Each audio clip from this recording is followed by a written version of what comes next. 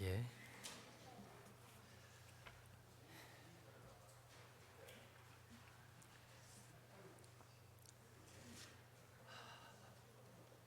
고향곡의 교향곡의 아버지 누굴까요? 아마 중고등학교 다닐 때는 음악 시간 공부해서 시험 쳐야 되니까 아마 기억했을 거예요. 교향곡의 아버지 하이든. 하이든은 독실한 신앙인이었습니다. 그의 대표적인 곡 중에 현악 사중주 황제라는 곡이 있고요. 그 2악장이 유명합니다. 현재 오스트리아 국가로 사용되고 있고, 또 우리가 잘 아는 즐겨 부르는 찬송가 210장 시온성과 같은 교회, 그 음이, 그 곡이 바로 이 현악 사중주 황제의 2악장입니다. 그 음을 따서 찬송가로 만들어 부르기도 합니다. 그 외에도 하이든의 첼로 협주곡 2악장 역시 제가 흉내로 낼 수는 없지만 여러분이 들으면 너무나 흔하게 자주 종종 듣게 되는 TV나 라디오를 통해서 정말 유명한 또 첼로 협주곡도 있습니다. 이런 하이든, 독실한 신앙인이었던 하이든이 한 번은 저명한 예술가들의 모임에 갔습니다.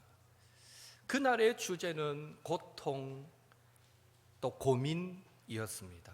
특별히 경제적 고통이나 좋은 작품이 나오지 않을 때의 고민을 어떻게 극복하느냐 하는 것이 그날 대화의 초점이었습니다.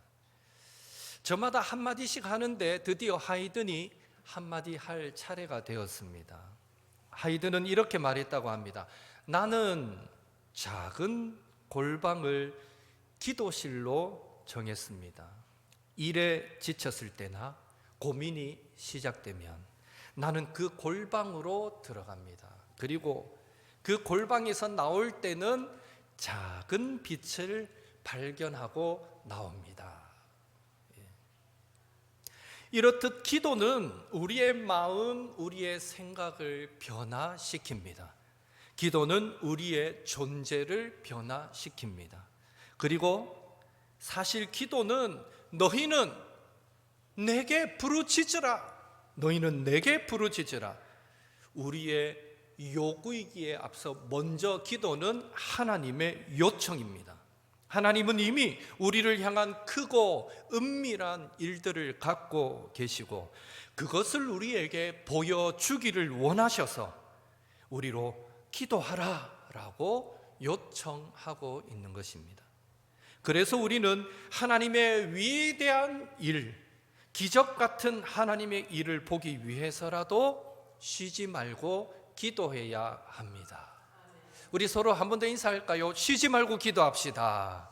쉬지 말고 기도합시다. 예. 오늘도 우리는 쉬지 말고 기도해야 하느냐? 그것에 대해서 기도는 사람의 일이 아니라 하나님의 일입니다 하는 관점에서 또 몇 가지를 나누며 은혜 받기를 원합니다. 첫째로 기도는 재물이 아니라 번제입니다. 요한계시록 5장 8절 한 번 더 같이 읽습니다. 그 두루마리를 취하심에 생물과 24 장로들이 그 어린 양 앞에 엎드려 각각 검은고와 향이 가득한 금대접을 가졌으니 이 향은 성도들의 기도들이라. 아멘.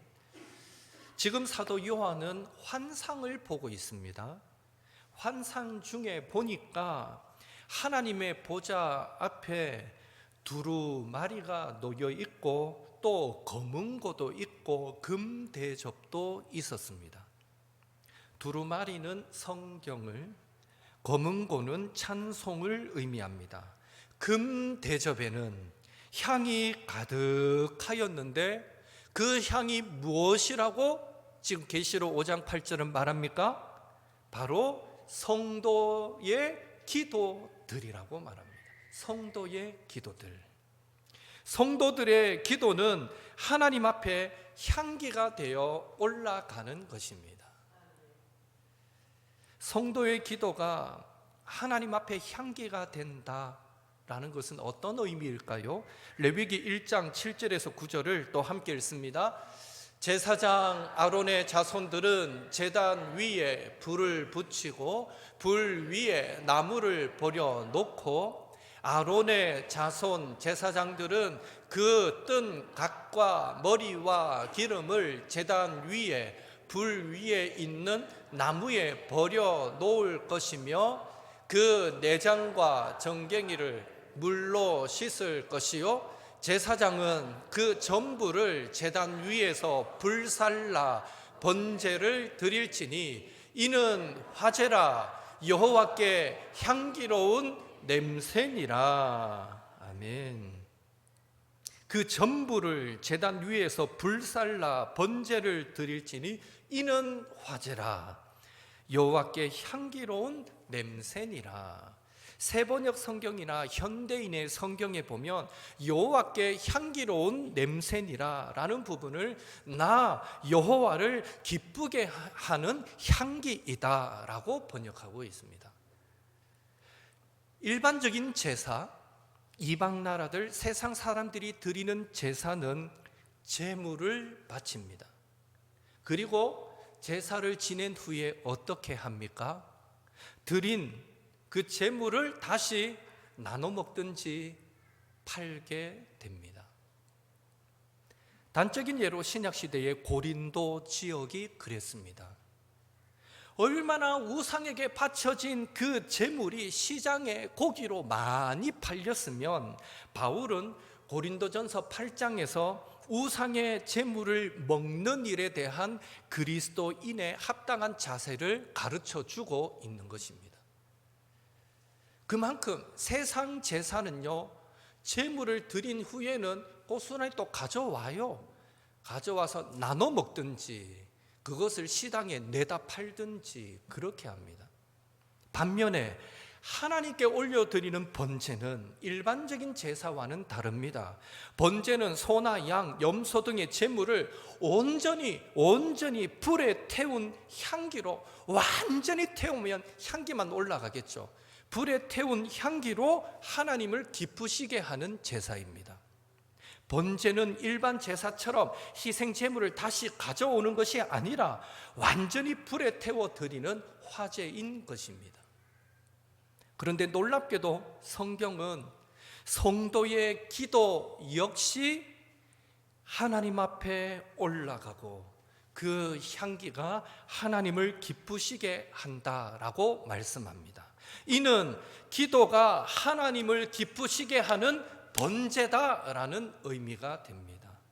기도가 번제이기에 성도는 기도를 통해서 무언가를 취하는 것이 없어야 합니다.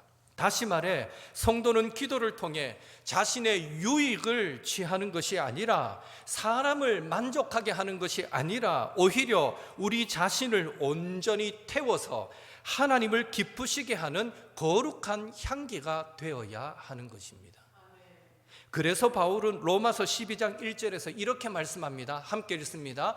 그러므로 형제들아 내가 하나님의 모든 자비하심으로 너희를 권하노니 너희 몸을 하나님이 기뻐하시는 거룩한 산제물로 드리라. 이는 너희가 드릴 영적 예배니라. 아멘. 바울은 짐승의 제물이 아니라 우리 자신을 거룩한 산제물로 하나님께 드리라 라고 말씀하고 있습니다. 구약 시대에는 소나 양 같은 제물을 드렸지만 너희는 너희 자신을 드리라 라는 것입니다. 그것이 진정한 예배다라고 말씀합니다. 어떤 분들은 기도한다고 뭐가 달라집니까? 힘든 새벽 기도한다고 무슨 소용이 있습니까? 라고 말하기도 합니다. 이미 전제가 틀렸습니다. 기도는 재물을 얻기 위함이 아니라 번제입니다.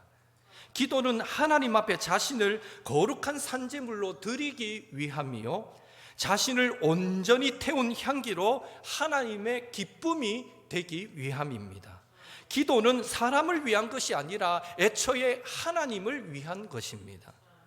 90세가 넘으시는 90세가 넘으시는 그 성도님들이 새벽에 왜 교회에 나와서 기도하시겠습니까? 왜 지팡이를 짚고 매일같이 기도하시겠습니까? 어르신들이 그러더라고요. 이제는 뭐 맛있는 것도 없고 하고 싶은 것도 없고 재밌는 것도 없고, 제가 지금 연세 드신 분들을 폄하하는 얘기가 아닙니다. 그분들의 얘기가 이제는 젊어서 가졌던 그런 많은 욕구들이 이제는 다 없다는 거예요. 그런 분들이 왜 새벽마다 깨워서 주님 앞에 나와서 기도하냐는 거예요. 오히려 기도는 좀 젊고 뭔가 이루고 싶은 것도 많고 얻고 싶은 것도 많고 이런 사람들이 나와서 해야 되는데, 왜 연세 드신 분들은 그렇게 나와서 기도합니까? 이유는 하나입니다. 기도는 번제이기 때문입니다. 기도는 하나님을 기쁘시게 하는 거룩한 향기이기 때문입니다. 그래서 우리는 더 이상 기도해서 성공했냐, 기도해서 또 실패했냐, 기도해서 얼마나 많은 것을 얻었느냐, 얻지 못했느냐, 그런 것을 따져서는 안 되는 것입니다. 이제부터 우리의 기도가 재물, 소유를 늘리기 위한 기도가 아니라 나를 태워 올려드리는 번제, 하나님을 기쁘시게 해드리는 거룩한 향기가 될 수 있기를, 그런 마음으로 기도의 자리를 찾게 되기를 예수님의 이름으로 축원합니다. 기도는 번제입니다. 둘째로, 기도는 현재가 아니라 미래라고 말할 수 있습니다. 누가복음 22장 31절에서 34절을 한 절씩 교독하겠습니다. 제가 먼저 읽습니다. 시몬아 시몬아 보라, 사탄이 너희를 밀가부르듯 하려고 요구하였으나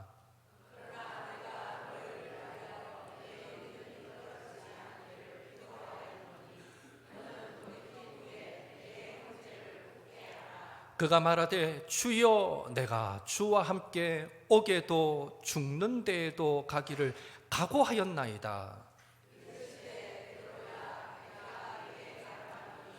오늘 닭 울기 전에 내가 3번 나를 모른다고 부인하리라 하시니라. 이 말씀은 마가 다락방에서 세족식과 그리고 성찬식 최후의 만찬을 행하신 이후에 예수님 일행이 겟세마네 동산으로 이동하던 그 사이에 이루어졌던 예수님과 베드로의 대화입니다. 예수님께서 베드로에게 내가 너의 믿음이 떨어지지 않기를 위해 기도했다라고 말씀하시자, 베드로는 자신은 주와 함께 옥에도 가고 죽는 데에도 가기로 각오했습니다 라고 말합니다. 베드로는 자신은 주와 함께 얼마든지 옥에도 갈 수 있고 죽을 수 있다고 자신의 말에 자신 있어 했습니다. 하지만 기도 없는, 믿음 없는 인간적인 자신감은 쉽게 무너지고 말았습니다. 그렇기에 예수님은 그 베드로의 미래를 두고 부지런히 기도하셨던 것입니다. 결국 예수님의 말씀처럼 베드로는 예수님께서 십자가를 지시기 전날 밤 3번이나 나는 예수님을 모른다라고 부인했고 갈릴리로 돌아가 버렸습니다. 그러나 중요한 사실은 베드로는 회개했고 돌이켰습니다. 그리고 성령으로 충만해졌을 때 베드로는 죽기까지 복음을 전파하였고, 마지막에는 십자가에 거꾸로 못 박혀 죽는 순교도 당하였던 것입니다. 소녀의 말에도 겁이 나서 예수님을 모릅니다 라고 부인했던 베드로가 어떻게 예수님을 위해서 그렇게 담대히 순교하는 자리까지 나아갈 수 있었을까요? 그것은 예수님의 기도 때문이었습니다. 예수님의 기도가 베드로를 겁쟁이에서 순교자로 변화시켜 주었던 것입니다. 이렇듯 기도는 당장의 눈앞에 보이는 현재만을 위한 것이 아니라 미래를 위한 것입니다. 기도는 결코 사라지지도 않고 죽지 않습니다. 그래서 기도는 그 사람의 미래라고 말할 수 있습니다. 사도행전 2장 46절 47절도 함께 읽겠습니다. 날마다 마음을 같이하여 성전에 모이기를 힘쓰고 집에서 떡을 떼며 기쁨과 순전한 마음으로 음식을 먹고 하나님을 찬미하며 온 백성에게 칭송을 받으니 주께서 구원받는 사람을 날마다 더하게 하시니라. 아멘. 오순절 성령 강림 사건이 있던 날, 그날에 베드로의 설교에 3,000명이나 되는 사람들이 예수님 믿고 세례받게 됩니다. 그리고 그날 이후로 초대교회는 기하급수적으로 예수님을 믿는 사람들이 기하급수적으로 늘어납니다. 중요한 사실은 오순절 성령 강림 사건이 있은 이후부터 이루어진 이 초대교회의 부흥은 그냥 이루어진 것이 아니라 날마다 마음을 같이하여 성전에 모이기에 힘썼던 예루살렘 성도들의 기도 때문이었다는 것입니다. 예루살렘 교회 성도들은 적어도 하루에 3번 기도하는 시간에 예루살렘 성전에 올라가서 함께 모여, 다른 사람들은, 예수님을 믿지 않는 사람들은 그냥 평소 하던 대로의 기도를 드렸겠지만 예수님을 믿는 사람들은 그 성전에서 예수님의 이름을 의지하여 하루 3번 힘써 기도하기에 노력했던 것입니다. 그렇게 시작된 예루살렘 교회 성도들의 기도는 초대교회 30년 기간 동안 사도행전의 놀라운 부흥의 역사를 가능하게 만들었습니다. 그들의 기도는 사도들이 순교하는 자리에 이르기까지 복음 전파하는 원동력이 되었습니다. 그들의 기도는 사도 바울이 3차에 걸친 선교 여행, 선교 활동의 원동력이 되었고요. 그들의 기도가 수많은 교회를 세우게 했고, 그들의 기도가 수많은 영혼을 예수님 믿고 구원받게 만들었으며, 그렇게 전 세계로 확산된 기독교가 오늘날까지 이르러 우리 옥토교회도 세워졌고 저와 여러분도 예수님 믿고 구원받게 된 줄로 믿습니다. 그러니 예루살렘 성도들의 그 기도는 교회의 미래였습니다. 오늘 우리의 기도가 옥토교회의 미래입니다. 오늘 우리의 기도가 한국교회의 미래입니다. 오늘 우리의 기도가 대한민국의 미래이고요, 오늘 우리의 기도가 가정의 미래이고 우리 자신의 미래이고 우리 자녀들의 미래입니다. 오늘 우리의 기도가 바로 나와 관련된 모든 것들의 미래임을 믿으시기 바랍니다. 그래서 염려하기보다 기도하시면서 언제 어디서나 전능하신 하나님께서 일하시는 그 미래를 보시는 우리 옥토의 성도님들 되시기를 예수님의 이름으로 축원합니다. 셋째로, 기도는 축복권이 아니라 생존권입니다. 사무엘상 12장 22절에서 23절 같이 읽겠습니다. 여호와께서는 너희를 자기 백성으로 삼으신 것을 기뻐하셨으므로 여호와께서는 그의 크신 이름을 위해서라도 자기 백성을 버리지 아니하실 것이요, 나는 너희를 위하여 기도하기를 쉬는 죄를 여호와 앞에 결단코 범하지 아니하고 선하고 의로운 길을 너희에게 가르칠 것인즉. 아멘. 사사시대 막바지에 이르렀을 때에 이스라엘 백성들은 선지자 사무엘에게 주변 모든 나라에 왕이 있으니 우리에게도 왕이 있으면 좋겠습니다 하고 요구했고, 결국 하나님은 그 사울에게 기름 부어 그를 이스라엘의 지도자로 삼아 주셨습니다. 그 후에 암몬 왕 나하스가 이스라엘을 침략해 왔을 때 사울을 중심한 이스라엘의 이 백성들이 그 암몬과의 전쟁에서 승리하게 됩니다. 그러자 이스라엘 백성들은 아예 이제는 사울을 우리의 왕으로 세워주십시오 하고 사무엘 선지자에게 요구했습니다. 1차 사울을 이스라엘 백성의 지도자로 세워주셨지만 정식 왕으로 취임하지는 않았었거든요. 그런데 그 사울을 중심으로 암몬과의 전쟁에서 승리하자 이 이스라엘 백성들은 이제는 사울이 우리의 왕이 되었으면 좋겠습니다. 정식으로 왕으로 세워주십시오라고 요구합니다. 이때 사무엘 선지자는 하나님께서 우리의 이스라엘의 왕이시고 하나님께서 왕이 되셔서 지금까지 이스라엘을 선하게 통치하여 오셨다라고 말했음에도 불구하고 사무엘상 12장 12절에 보면 이스라엘 백성들이 뭐라고 말합니까?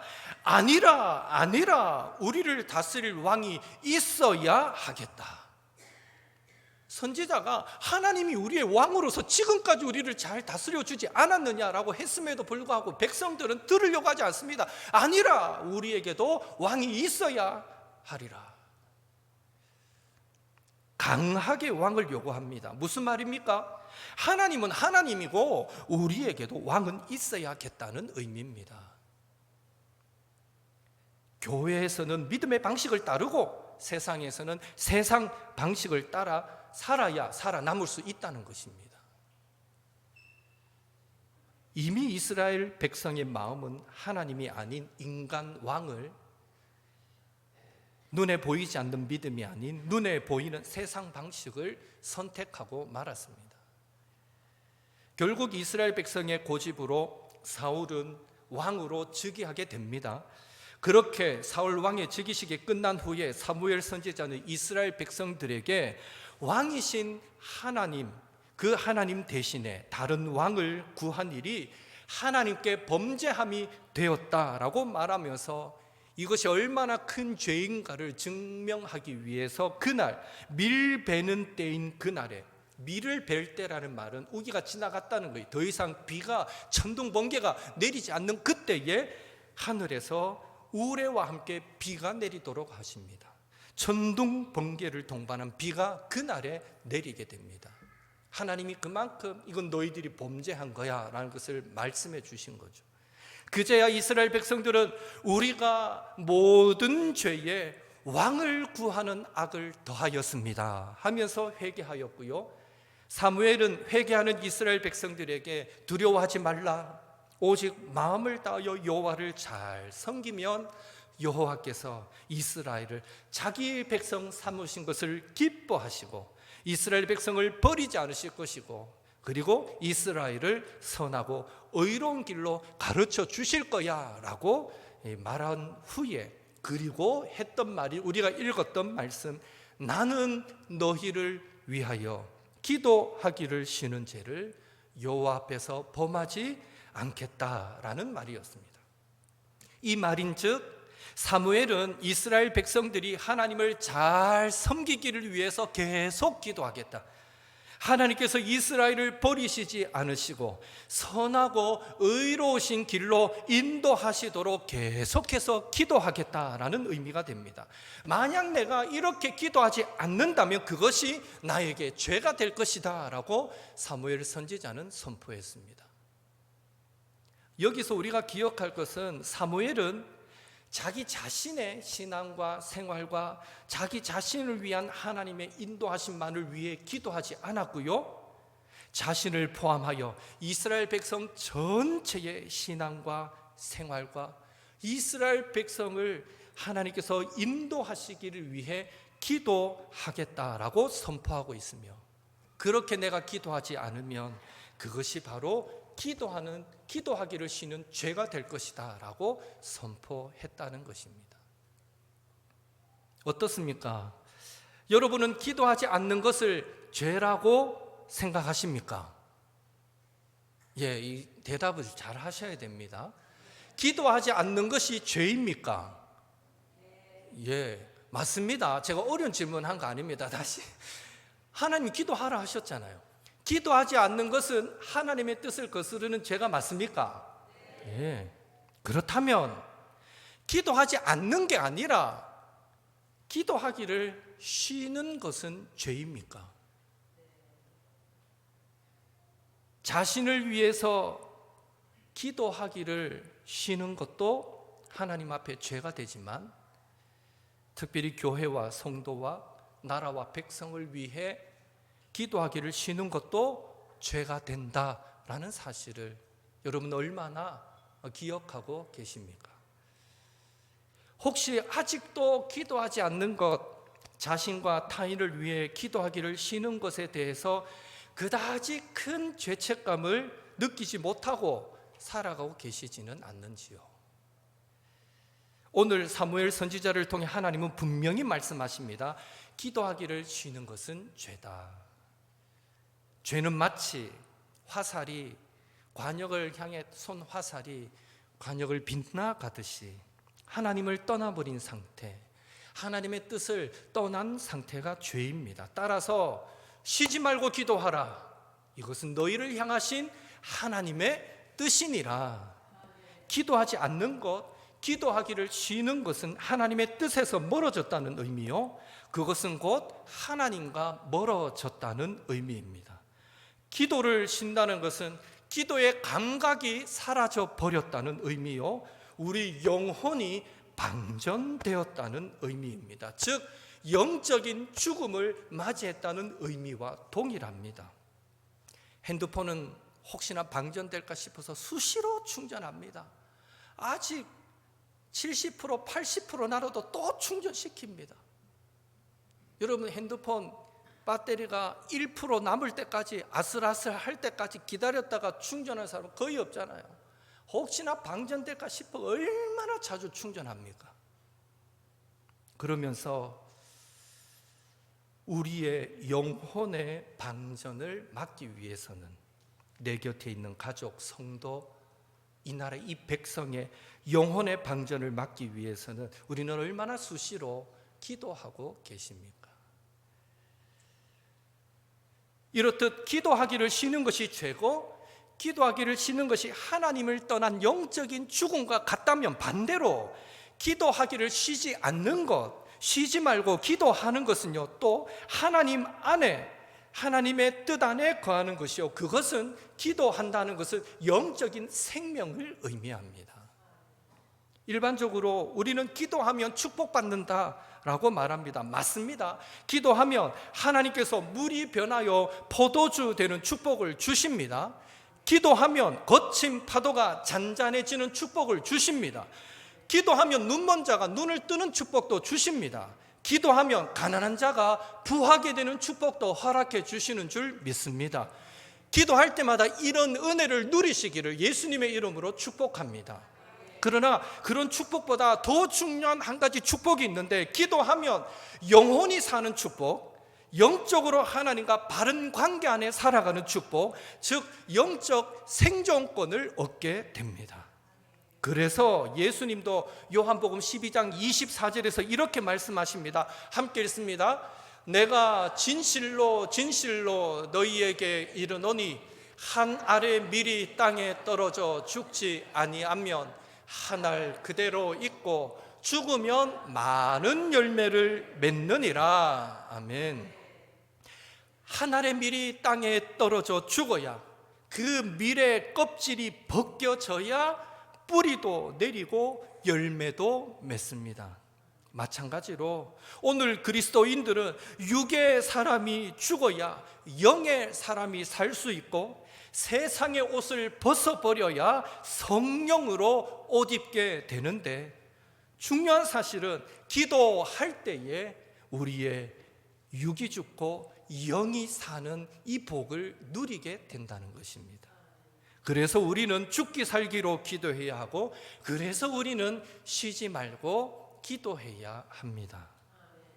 기도는 영적 생존권임을 믿으시고, 내 영이 사는 기도, 내 자녀가 사는 기도, 내 가족이 사는 기도, 교회와 성도와 나라와 백성이 사는 그 기도를 쉬지 말고 하시는 우리 옥토의 모든 성도님들 되시기를 예수님의 이름으로 축원합니다.